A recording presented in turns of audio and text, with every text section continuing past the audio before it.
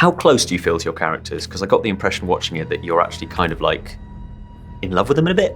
Like, Yeah. Blake, pick a man, bring your kit. I hoped today might be a good day. Hope is a dangerous thing. We're pretty similar. I mean, we've got the same accent. In your own time, gentlemen.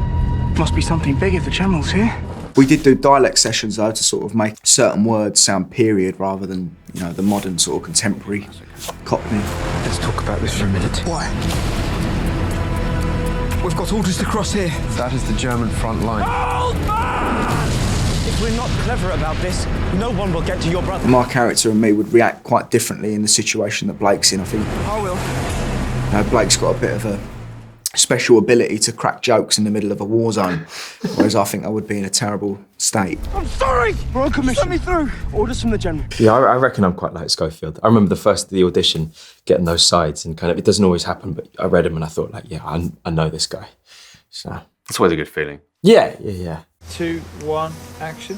Where did the idea of this come from? It came from my grandfather. I was he enlisted in the war when he was 17 years old in 1916, and he didn't talk about it for about 50 years or 60 years.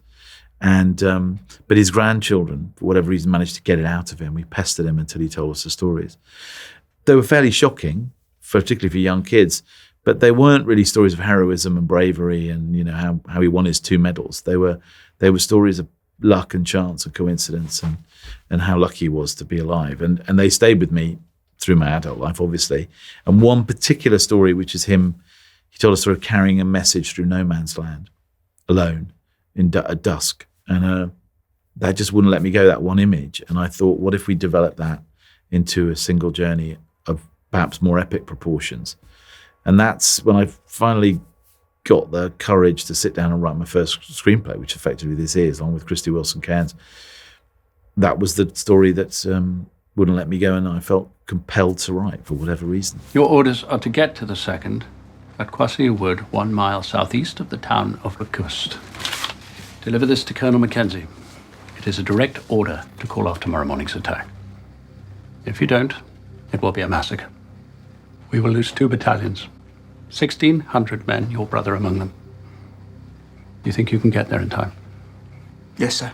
I'm sitting writing in my pajamas in my house, as I do, and I get a phone call, and it's Sam Mendes. His name scrolls across my phone, so I'm like, one ring, I've answered it. And we've worked together a couple of times, and he goes, 3rd time's the charm, I have this idea. I really want to make a war movie, World War I, which he didn't know I was a massive World War I buff, so I did a dance. And then he's like, it's sort of based on my grandfather. It's about one man carrying a letter through no man's land. And I was like, sign me up. And then the last thing he says in the call was, oh, by the way, it's all going to be one shot. And then he hung up on me. And I was just like there. I remember just being like, And so I was like, okay, now I have to go and watch every one-shot movie I can find before Tuesday. Because I've only watched, that I can think of, Rope. Victoria, yep, as well. I mean, Rope's a great movie. So I watched Rope, I watched Victoria, and then I started watching movies with long takes. So like the opening of Spectre. Where are you going? For instance, which obviously informed this massively. I won't be long.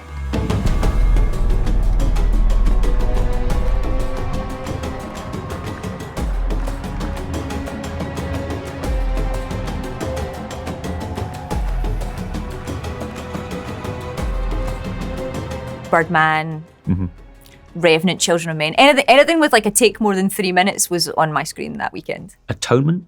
Atonement, oh my God, what a shot that is.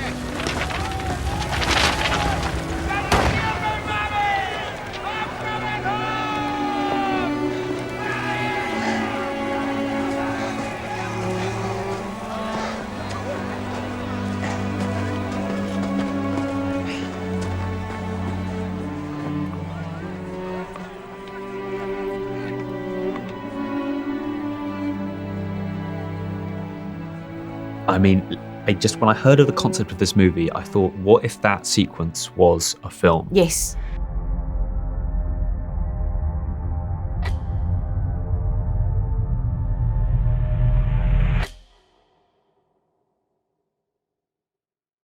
How would you describe Sam Mendes' directing style? Because he is a theatrical director that's obviously become a cinematic director, and this is like the most storyboarded film I could imagine. Like everything has to be very precisely done. How does that translate into notes that you're getting?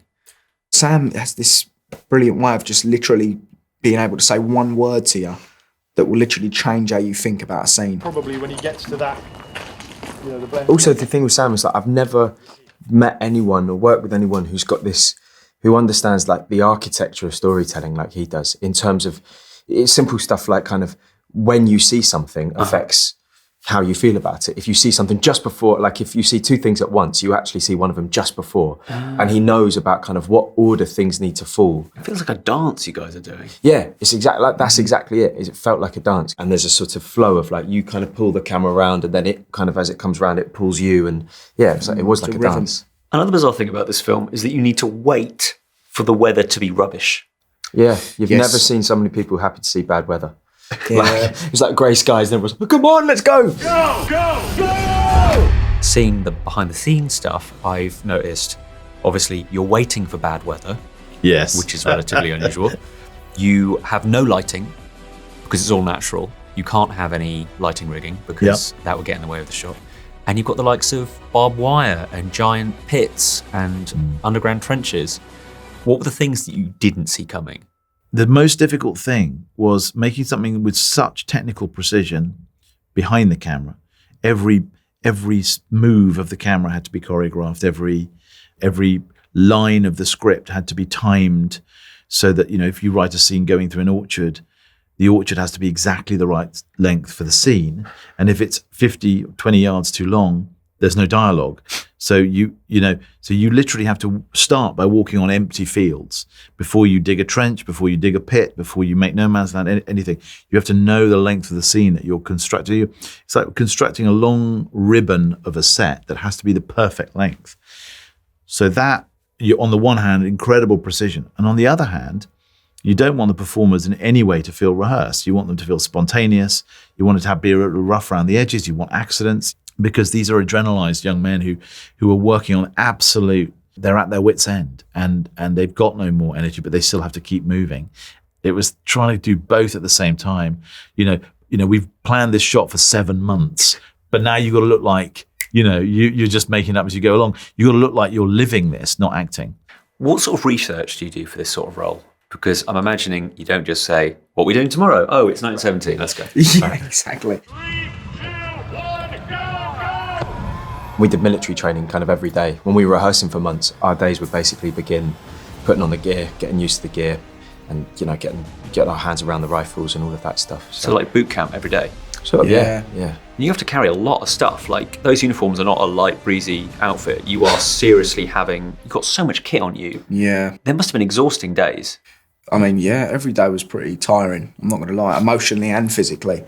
But the thing that surprised me, like with the outfit of the soldiers, they had everything on them, including like their knives, forks, salt, pepper, just like hanging on the back of them. Like everything you wouldn't think they had going over the top. Yeah. So, we had to get used to that weight and, what pouch was what and where things went.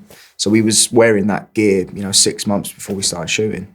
Because it can't feel like, oh yeah, which one's what? Exactly, exactly. Like, it's here. And we couldn't really afford to have a mistake in thinking, where does that flare gun go? Yeah, we'd be 6 minutes into a take needing to know how the button closed, and it was really hard. Like to actually close a button, you had to click your ribbon to push it. It's tough, isn't it? Yeah, it was it's a hard life. Was there a particularly miserable day for you guys? Because at one point you're in water, and another, oh God, I just remember that bit where you put your hand in that guy. Oh, yeah. No. That was one of the most amazing stage directions because Christy and Sam, the script they wrote had to have all the information and the essence. It was the most beautiful script ever.